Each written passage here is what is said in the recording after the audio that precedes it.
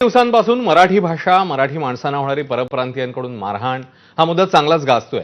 अशातच महाराष्ट्र नवनिर्माण सेनेचे नेते संदीप देशपांडे यांनी मनसे अध्यक्ष राज ठाकरे यांच्या एका भाषणाची क्लिप सोशल मीडियावर शेअर केली आहे।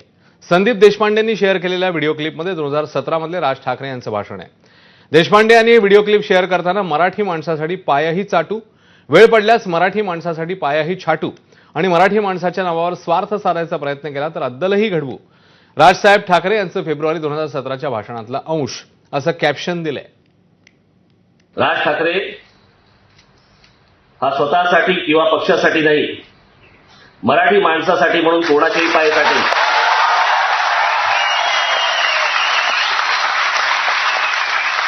कोणाच्याही पाय चाटेल ही मराठी माणसासाठी।